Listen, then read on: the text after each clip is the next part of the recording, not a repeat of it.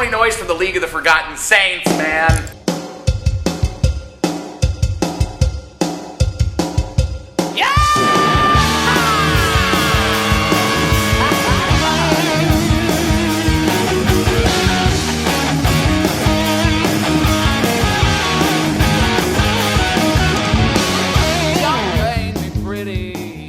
KP Blades. I was born and raised.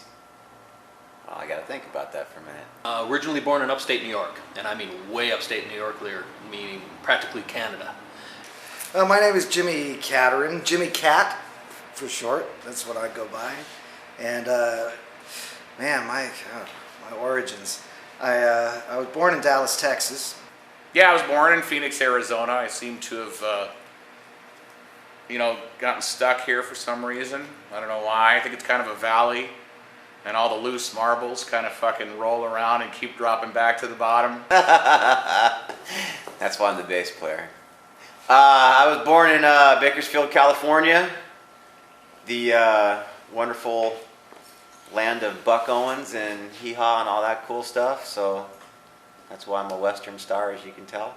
My father owned plenty of nightclubs, and I was the youngest bartender ever. My father used to let me go into the bars when I was like 5 or 6 and mix drinks for the customers. And so I got to see a lot of bands, and that's kind of, I think it kind of took me, it just made me want to play music. I started out in the high school bands. Actually, junior high started out. Quickly became was in the drum corps, and then from there studied drum kit. I was the youngest member to join the jazz ensemble as a freshman, and to make first chair drumming with the jazz ensemble. Continued through that, decided I wanted to pursue music for a living forever. It was a thing that was passionate in my heart, so I attended Berklee College of Music after high school. I bought a guitar. I asked my dad about buying me a guitar, and it was a friend's. I think it was like probably $30 guitar. I painted it multiple colors, stripped it down and painted it blue and then silver. I think at one point it was that chrome paint, a silver yucky chrome paint. But I sat in my room, played to it, and played Iron Maiden, learned a lot of Maiden. God,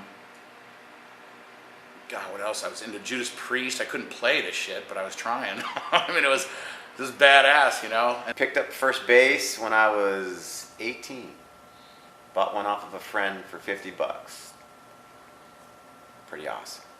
Taught myself how to play it to Van Halen's 1984.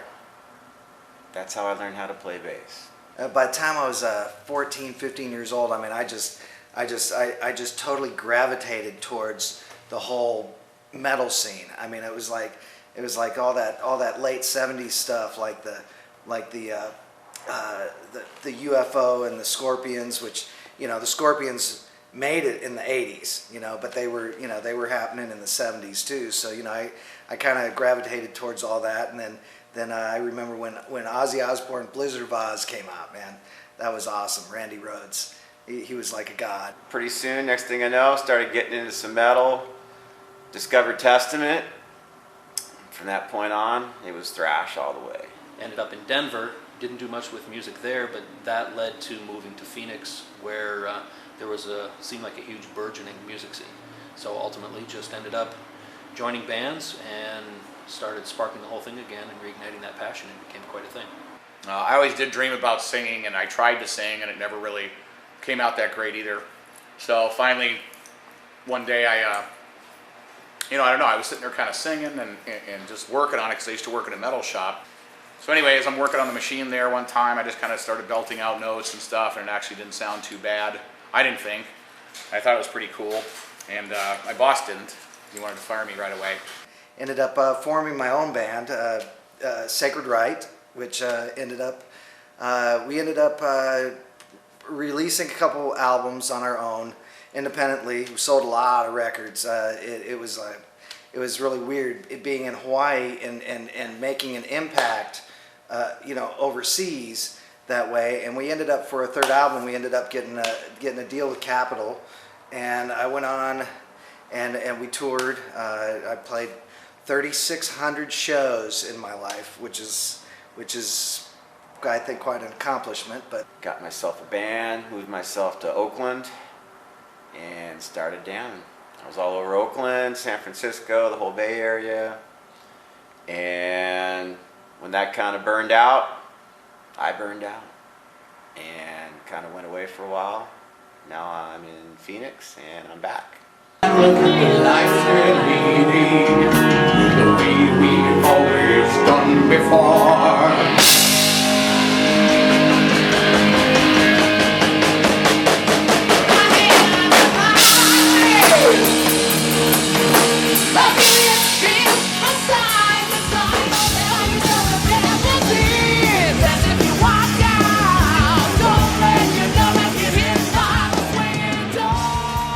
I received a phone call on it was a Saturday night, and it was by one of the ex-guitarists of the band, and he was very excited about a project. He said, "Oh, I got your number from somebody, and I would like you to come, and do you know Guns N' Roses? Do you know Skid Row? Do you know any Cinderella? Do you know?" And I did know a lot of the songs, multiples. He went through the whole list with me. I was there, was actually at a venue out here watching a rock show. All right, I'll try to make this make as much sense as I can, because it really doesn't make any sense.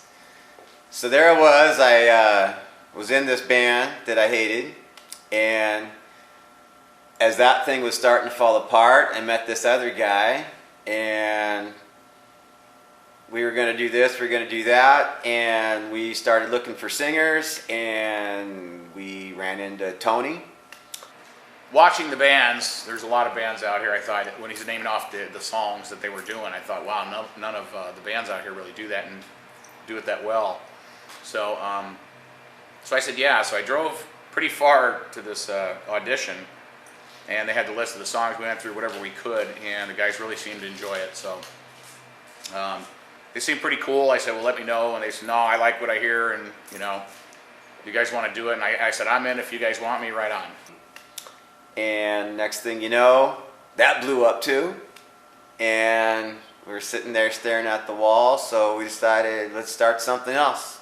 So they're like, yeah, well, learn these 30 songs, man.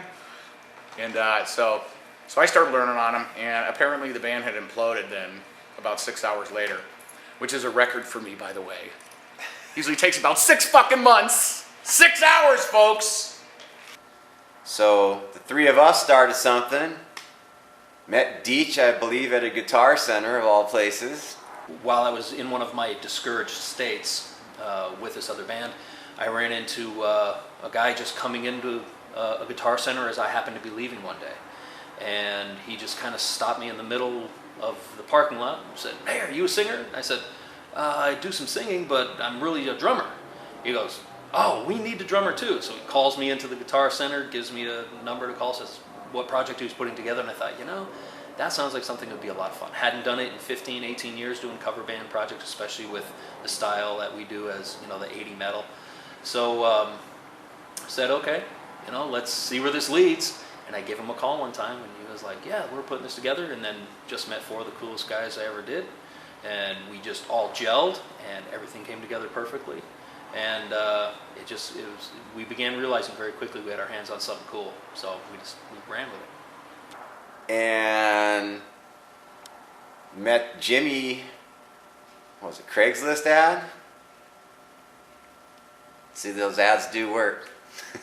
I think I was buying some equipment online or on Craigslist. I was looking for some. I think I was looking for a Pro Tools system or something. I don't remember what it was, but I was just looking, and then I just for shits and grins, I thought, man, I wonder if any bands are looking for a guitar player. I think I want to get into a rock band, because I hadn't done that for about 8 or 9 years, and that's what's in my blood. I mean, because that's what I did for so many years.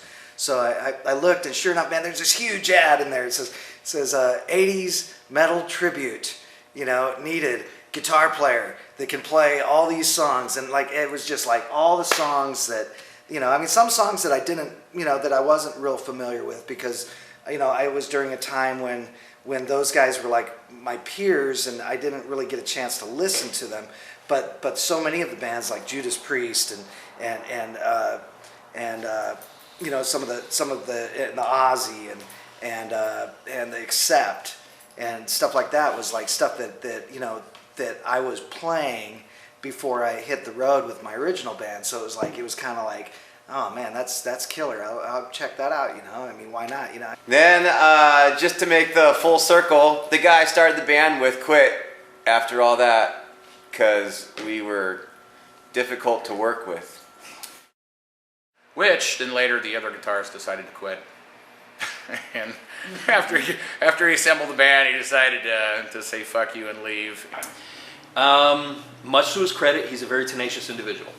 And had it not been for his tenacity and the fact that he's able to at least create a spark, this project might have not come together. Yet, as great as he is as creating a spark, he equally fizzles out. And we rocked it. The second time I went in, we rocked it. It was happening. I thought, man, this is gonna go. And then this guitar player, after all this work that he does, you know, getting everybody together and all this stuff, he just says, "Oh man, I gotta go wash cars," or something like that. It was like, wow, man, are you serious? And so anyway, so he went and he did this, and I mean, I laugh about it now, but at the time it was like, oh my God, is this guy nuts? Is he really gonna leave this killer project? Well, you know, but you know, in the long run, it all worked out because I mean, our first gig is a 4-piece. Man, it went over like it was amazing.